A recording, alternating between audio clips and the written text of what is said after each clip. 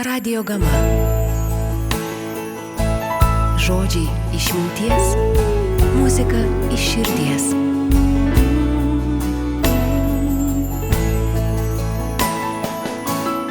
Jeigu žmogus nemoka pats savarankiškai papildomai kaupti žinių, tai be jokios abejonės jis tada atsiduria užribyje.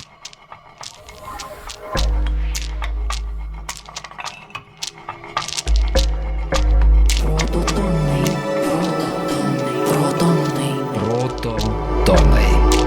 Teigiamų energijų laida su Klaipėdos universiteto mokslininkais.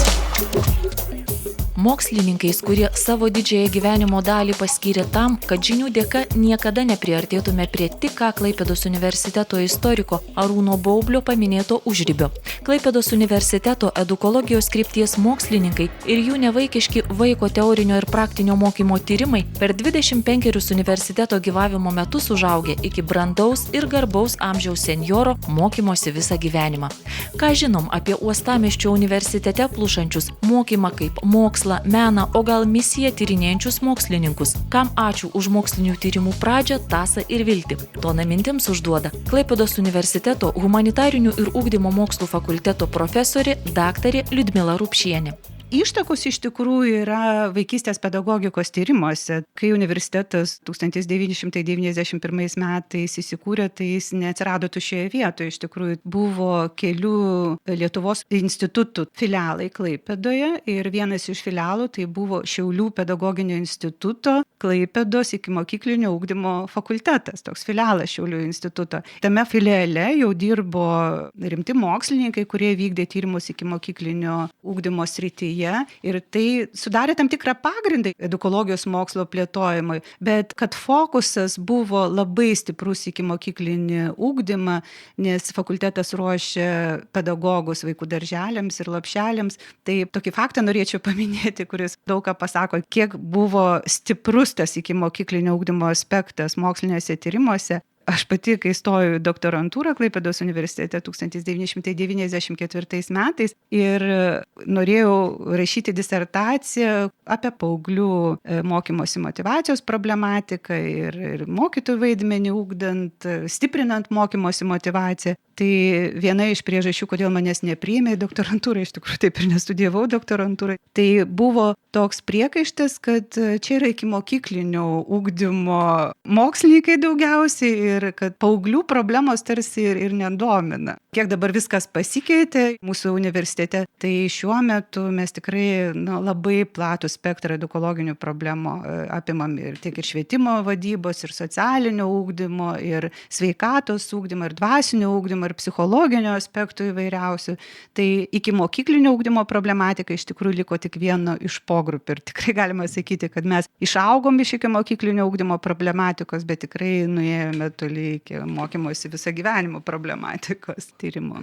Kad galėtum kokybiškai mokyti, turi žinoti, kaip tai daryti geriausiai. Edukologiniai moksliniai tyrimai pagalba mokiniui ir pedagogui. Edukologinio tyrimo rezultatai padeda suprasti geriau vaikus, suaugusius, ugdymo proceso dalyvius, padeda geriau suprasti pedagogus, padeda geriau suprasti įvairius ugdymo aspektus. Ir kai žmogus supranta kažką, tada jisai pats, iš tikrųjų mes tai pastebime gyvenime, tada jis pats sugeba rasti sprendimus, kaip padaryti vienaip ar kitaip geriau. Tai štai sakyčiau vis dėlto, kad pagrindinis tikslas edukologinių tyrimų, ypač kokybinių tyrimų, tai padėti suprasti edukacinę realybę. O tas supratimas padeda priimti adekvatesnius sprendimus.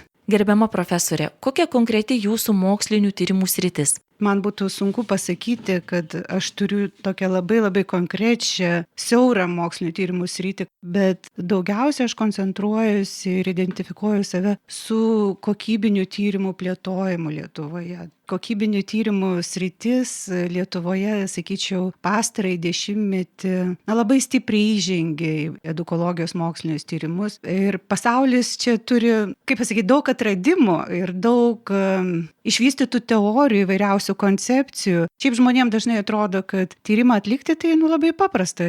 Yra anketa, paprastai kalbant, surašyti kažkokie klausimai. Mokslininkai ten vos negaudo žmonės gatvėje ar ligoninėje ar mokykloje, kažko paklausti. klausinėja, vat ir taip gimsta straipsniai, knygos, iš tikrųjų viskas yra daug sudėtingiau, labai daug yra įvairių ir taisyklių, ir teorijų, ir koncepcijų, kaip daryti tyrimus. Juk mums visiems rūpi, kad tyrimai būtų patikimi, ypač kai pagalvoja, tarkime, apie kokius medicinius tyrimus, tai nei vienas iš mūsų nenorėtų tapti tokiu eksperimentiniu triušiu, ant kurio eksperimentuoja mokslininkai, taiko kažkokius naujus gydymo metodus, nepatikrintus gerai. Tai tokiais atvejais suvokia, kaip yra svarbu patikimas mokslinis tyrimas. Vienoje pastarųjų laidų skambėjo vienas lauke ne karys. Šis posakis tinka ir kalbant apie mokslininkus edukologus. Žmogaus edukacija iš tikrųjų labai glaudžiai susijusi ir su žmogaus psichologija, žmogaus ir visuomenės mokslais kaip sociologija ir ekonomika, visuomenės sveikata ir daugybė visokių niuansų. Todėl visiškai nenuostabu, kad mūsų mokslininkų grupė, kuri iš tikrųjų labai didelė, jungia keliasdešimt žmonių, tai maždaug 70 žmonių. Ir mūsų šitoje grupėje mes esame ir edukologijos mokslo daktarai, ir psichologijos mokslo daktarai, ir dvasininkų, teologijos mokslo daktarai, informacinių technologijų specialistai. Taip iš tikrųjų tenka jungtis į komandas ir panaudoti kompetencijas tam, kad galėtum padaryti patikimesnį tyrimą. Bendram tikslui jungiasi ne tik Klaipėdos, bet ir Kauno, Vilniaus mokslininkai. Klaipėdos universiteto šviesuomenė turi kuo pasidžiaugti. Aišku, ta protų koncentracija edukologijos mokslininkų, aišku, yra didesnė Vilniuje, Kaune ir tai savaime lemia tai, kad tos mokslinės produkcijos iš tikrųjų yra sukuriama daugiau ten. Bet pastaraisiais metais kai kurie tokie faktai rodo, kad vis dėlto ir Klaipėdos edukologai ir mūsų fakultetas tampa tokiu traukos centru Lietuvos edukologijos mokslininkams. Turiu mintyje, kad pastaraisiais metais mes labai daug dėmesio skyrėme kokybinių tyrimų metodologijos mokymuisi, plėtojimui ir pastaraisiais metais mums labai pasisekė, kad mes buvome pasikvietę labai garsius pasaulinio lygio mokslininkus, kurie yra tam tikros metodologijos specialistai, kurie mokino tiesiog mūsų profesorius, mūsų doktorantus visos Lietuvos ir tie mokymai vyko būtent mūsų universitete. Pirmasis toks žingsnis buvo, tarkim, 2014 metais mums pavyko prisikviesti pasaulinio garso žvaigždę, tai profesorių Van Maneną, kuris yra korifėjas fenomenologinio edukologinių tyrimų. Jis visą savaitę mokino mus, kaip daryti fenomenologinius edukologinius tyrimus. Tai iš tikrųjų labai įdomus dalykas, kad tose mokymuose, kaip ir Van Maneno, arba labai garsi tokia Amerikos profesorė Judith Green, yra interakcinės etnografijos edukologijoje profesorė specialistė. Tai mokosi kartu profesoriai, docentai, doktorantai, netgi magistrantai, kurie ruošiasi stoti į doktorantūrą. Tai iš tikrųjų tokia besimokančių bendruomenė tampa. Proto tonai. Teigiamų energijų laida su Klaipėdos universiteto mokslininkais. Kasmet vykdančiais daugiau kaip 40 tarptautinių projektų. Siekiant spręsti augančio ugdymo sistemos kompleksiškumo ir sparčiai vykstančių pokyčių nulemtas problemas, nuo 1995-ųjų Klaipėdos universiteto ugdymo tyrimai apima kvalifikacijos kėlimo klausimus ir mokymosi visą gyvenimą socialinę edukacinę sistemą. Apie mokymąsi visą gyvenimą ir suaugusiųjų mokymą, pavadintą skambiu, nors prieštaringai vertinamų žodžiu andragogika, Andros vyras Gogos Vesti, bei šios srities mokslinius tyrimus Klaipėdos universitete visą tiesą mums pasakoja andragogikos tyrimų pradininkė Klaipėdos universitete, universiteto tęstinių studijų instituto andragogikos katedros profesorė, socialinių mokslų daktarė Birutė Jatkauskienė. Andragogika yra skirta suaugusių švietimui, kaip natūrali pedagogikos tąsa, kaip mokymosi visą gyvenimą sudedamoji dalis. Andragogikos mokslinius tyrimus pradėjome, nes paprasčiausiai paskutiniais 20 amžiaus dešimtmečiais Lietuvoje, kaip ir visame pasaulyje, suaktyvėjo ir tapo populiarus suaugusių švietimas, nuolatinis mokymasis. Realiai suaugusių švietimo praktika įvairiomis formomis Lietuvoje egzistavo ir sovietmečiu, ir dar anksčiau. Tačiau ši praktika beveik nesiskyrė nuo vaiko ir jaunimo švietimo. Todėl neduodavo pageidaujamų rezultatų, bet to ji nebuvo pagrįsta moksliniais tyrimais. Ir dar viena problema paskatinusi mokslinius tyrimus buvo ta, kad suaugusių švietimo paslaugas teikiančių asmenų veikla Lietuvoje iki 2013 metų, kol buvo paskelbtas andragogo profesinės veiklos aprašas, buvo visiškai nereglamentuota. Nebuvo jokių reikalavimų andragogų profesiniam kompetencijom, jų veiklai. Neretai buvo manoma, kad teikti suaugusių švietimo paslaugas gali bet kuris asmuo, turintis pašaukimą dirbti su užaugusiais vaikais. Aš drįsčiau sakyti abejotiną pašaukimą, kuris dažniausiai būdavo dažnai atsitiktinio ir gana neblogo atlygio už abejotinos kokybės paslaugas ir jų turinio ekvivalentas. Galbūt todėl italų sociologas Palačetsi pašmaikštavo, sakydamas, kad suaugusių švietimas tai malonumo paviljonas, po kurio stogu cirkuliuoja daug ir įvairaus pobūdžio prekių. Kažkaip reikia išgryninti taip vadinamų prekių pobūdį ir patį gamybos procesą, numatyti profesionalumą, gaires andragogų veiklai ir kitus dalykus. Akivaizdu, kad suaugusių švietimo praktikos patirties metu andragogų įgytos žinios yra svarbios, tačiau mokslo prasme ne visada patirtyje įgytos žinios yra teisingos. Taigi taip ir kilo idėja pradėti andragogos srities mokslinius tyrimus, kurie analizuotų, grįstų, pagaliau tobulintų ir prognozuotų realiai vykstantį suaugusių švietimo procesą ir pačių andragogų veiklą. Negalima teigti, kad iki įsikuriant andragogikos katedrai Klaipėdos universitete jokių suaugusių švietimo srities mokslinių tyrimų Lietuvoje nebuvo. Tikrai ne. Tačiau tai buvo fragmentiniai kamerinio pobūdžio tyrimai, nepasižymintis nei sistemiškumu, nei kompleksiškumu, nei gilumu, nei įvairovė. Kokia jūsų asmeninė patirtis atrandant andragogiką kaip mokslinių tyrimų objektą? Mano doktorantūros studijos vyko Prancūzijos Artūa universitete ir Lietuvoje. Labai sužavėjo Prancūzijos suaugusių švietimo patirtis, turinti tikrai gilias 18 amžius siekiančias tradicijas ir įstatyminę bazę, andragogų veiklos reglamentavimą bei mokslinių suaugusių švietimo srities įdirbį. Grįžusi po doktorantūros studijų į Klaipėdos universitetą, ieškojau bendraminčių, kurie padėtų realizuoti senai puoselėtą svajonę, pradėti išsamius mokslinius suaugusių švietimo srities tyrimus, universitetinių studijų metu rengti profesionalius andragogus. Vieną popietę nuėjau pasikalbėti su Klaipėdos universiteto, tuomet dar kvalifikacijos tobulinimo instituto direktorė Rūta Marija Andriekienė. Šiame institute buvo teikiamos suaugusių švietimo paslaugos, bet šios ryties mokslinė veikla nebuvo vykdoma. Direktorė ne tik suprato mano idėjas, bet pati inicijavo katedros įkūrimą. Taip ir atsirado 2002 metais andragogikos katedra, kurioje turėjo vykti andragogikos studijos ir moksliniai tyrimai. Realiai andragogikos moksliniai tyrimai Klaipėdos universitete pradėti 2004, kai startavo pirmoji mokslinių tyrimų programa Andragogika mokymosi visą gyvenimą kontekste. Psichosocialiniai, edukaciniai, suaugusių švietimo aspektai. Teisybės dėlei vertėtų pasakyti, kad ši mokslinių tyrimų programa orientavosi į paprastus kanoninius andragogikos elementus, kas yra suaugęs besimokantis asmuo, kuo skiriasi vaikų ir jaunimo bei suaugusių mokymas, kaip dirbti su heterogeninė įvairiais atžvilgiais suaugusių grupe, kokia turėtų būti andragoginė suaugusių švietimo prieiga. Kodėl suaugę mokosi visą gyvenimą? Kokia yra reali andragogo veikla ir kitus probleminius klausimus? Neskaitlinga 6 tyrėjų grupė gali daug. Pasiekimus skaičiuoja profesorė Birutė Jatkauskienė.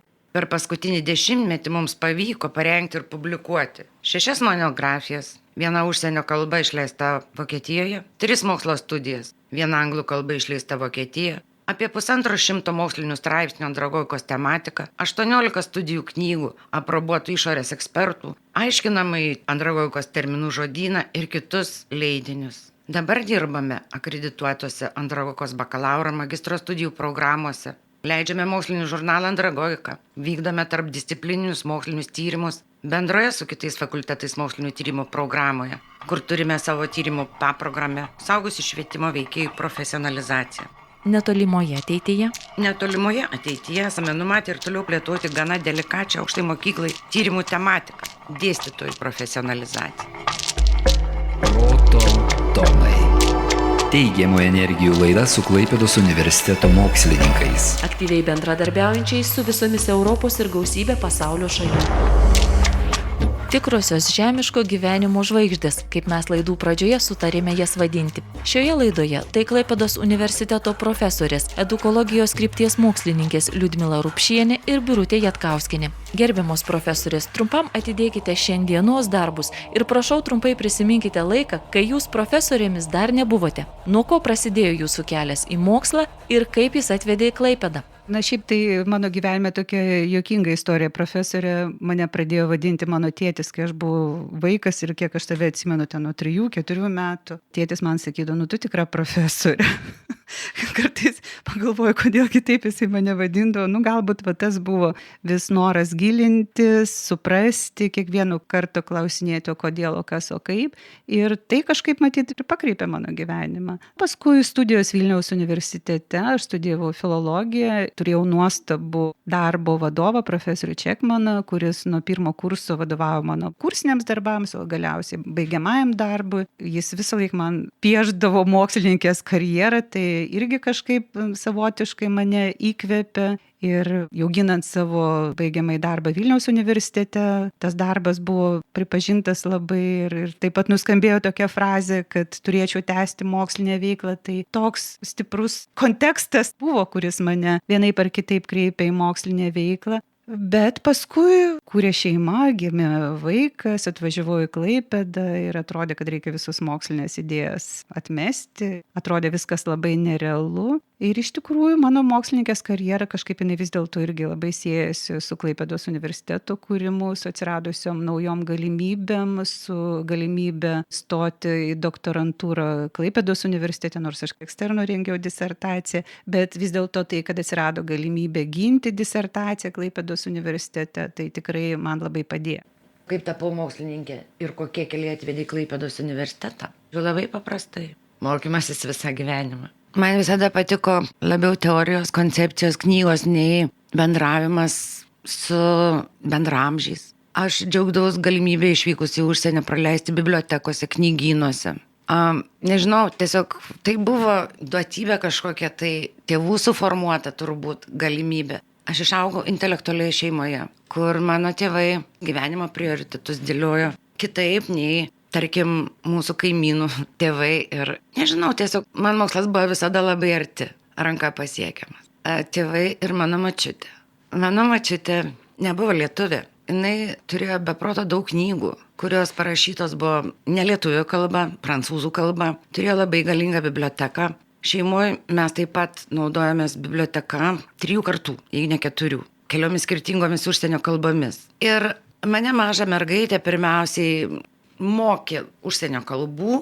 Jeigu aš ko nors užsimanydavau, pageidaudavau, norėdavau nueiti, man būdavo pasakoma, šiandieną paskaitai šitą, paskui mes padiskutuosime ir tada nuspręsime, ar tu ten eisi, ar tu ten neisi. Tai kažkaip taip visada buvo knygų pasaulis, mokslo pasaulis aplink. Tai jums abiturientė jau klausimų nebuvo, kuo būti. Tiesą pasakius, buvo. Aš labai norėjau išvykti sovietiniais metais į Leningradą studijuoti filosofiją, bet tiesiog paklausiau tėvų prašymo ir likau Lietuvoje. O kai likau Lietuvoje, mane žavėjo užsienio kalbos ir istorija. Po prancūzų kalbos studijų aš pasirinkau dar vieną studijas istoriją Vilniaus universitete. Tačiau kaip tik tai buvo prieš 90-osius metus ir aš jų nebaigiau. Man trūko 1 metų iki diplomo. Ten buvo tokia nelabai maloni situacija, aš išėjau pati, manęs tikrai niekas nepašalino. Toliau ištekėjau iš klaipėdiečio. Ir atvažiavus čia man buvo be galo taip sunku integruotis, bet nežinau, man kažkaip tai labai čia buvo vėjuota, labai darganota, labai vėsu, labai negera. Ir tokia maža tos Simonaitytės biblioteka pasirodė. Bet kai atsidūriau romanų kalbų katedros sąstate, man labai pradėjo patikti. Man pradėjo patikti darbas su studentais, man pradėjo patikti bendravimas su jais. Dėšiau gana sudėtingus dalykus iš pradžių. Prancūzų gramatika. Net pats prancūzai nemoka gerai tos savo gramatikos. Jiems norminę gramatiką parašė Grevisas belgas. Tačiau tai yra labai malonus prisiminimai, labai malonus susitikimai. Ir vis tik būtent tada toje katedroje išgirdau pirmą kartą apie suaugusių švietimą, apie andragogiką, vieno projekto metu. Mane tai sužavėjo galimybę kažką tai naujo, kad ir tą prancūzų kalbą pritaikyti suaugusių auditorijai. Tai ten taip ir pasinešiu. Keliai atvingiavo į Klaipėdos universitetą, kuriam šiandien 25. Kokios mintys? Galiu pasakyti, jog universitetas per 25 metus pasiekė tikrai labai daug. Mes sparčiai tobulėjame jūrinių biomedicinos technologijų srityje. Galime drąsiai varžyti su kitais universitetais suaugusių švietimo srityje. Pritraukėme itin gerų savo sričių specialistų tyrėjų. Sukūrėme tvirtą akademinę bendruomenę. Vis aktyviau dalyvaujame Klaipėdos miesto visuomeninėme gyvenime. Mūsų moksliniai tyrimai apima vis platesnius socialinius laukus, Mokslinių publikacijų skaičius ir prasmė vis labiau ryškėja ne tik Lietuvoje, bet ir užsienio šalyse. Galiausiai tapome Vakarų regiono mokslo ir studijų traukos centru.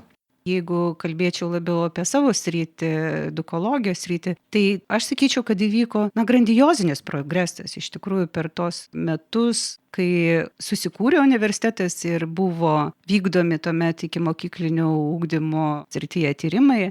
Įvairiom prasmėm tas grandiozinis progresas įvyko ir to, kad labai išsiplėtė įvairovė tyriamų problemų ir to, kad atėjo naujų mokslininkų, iš tikrųjų apsiginta labai nemažai, keliasdešimtis daktarų disertacijų edukologijos kryptyje. Patys moksliniai tyrimai tapo daug patikimesni, daug įdomesni, daug įvairesni. Studijų programos vėlgi, jeigu mes pradėjome universitetą rengdami tik tai darželių lopšelių pedagogus, tai šiuo metu mes rengiame įvairių edukacijos sričių pedagogus. Labai mūsų tarptautiškumas padidėjo. Šiuo metu vyksta bendradarbiavimas ir su buvusios Tarybų sąjungos mokslininkais ir tuo pačiu mes vis labiau tampame visaverčiais tarptautinės akademinės bendruomenės nariais ir jau nieko nestebina, kad mūsų mokslininkai važiuoja į įvairias šalis, į mokslinės konferencijas, važiuoja ir dėstyti,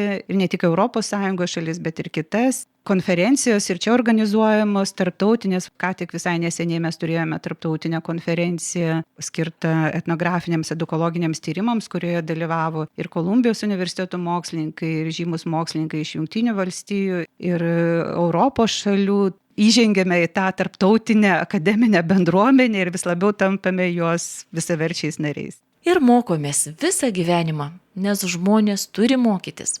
Aš noriu, aš mokausi, aš nenoriu, nes kaip tai suprasti, turi mokytis. Mums reikia mokytis. Viskas keičiasi, viskas tobulėja. Aš nekalbu jau apie technologijas. Tai čia jau visiems elementaru ir žinoma. Tiesiog keičiasi labai daug kas socialinėme pasaulyje. Mums reikia išmokti gyventi, būti šiame pasaulyje. Gyventi, būti ne tik su kitais, mums reikia išmokti gyventi, būti ir su savimi, nes mokomės ištisai. Aš negalvoju, kad galima suprasti siaurai tą mokymosi gyvenimą, vien mokymosi universitete, institute, ar ten kažkokio tai kolegijai, ar ten kažkokio mokyklai. Ne, mes mokomės visur. Mes mokomės kieme, mes mokomės sėdėdami už mašinos vairo, klausydami beje jūsų radijo. Negi mes nieko neišmokstame. Reikalingas tas mokymas visą gyvenimą. Prototonai, Klaipėdos universiteto mokslininkės, humanitarinių ir ugdymo mokslų fakulteto profesorė daktarė Liudmila Rupšienė ir Tęstinių studijų instituto andragogikos katedros profesorė, socialinių mokslų daktarė Birutė Jatkauskienė. Ačiū, pliusas jums.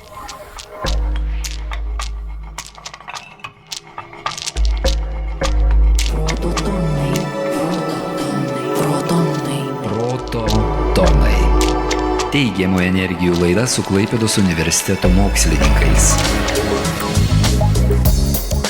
Laidą rengia Klaipėdos universitetas kartu su Klaipėdos krašto radijo stotimi Radio Gama. Dalinai finansuoja Spaudos, radijo ir televizijos rėmimo fondas.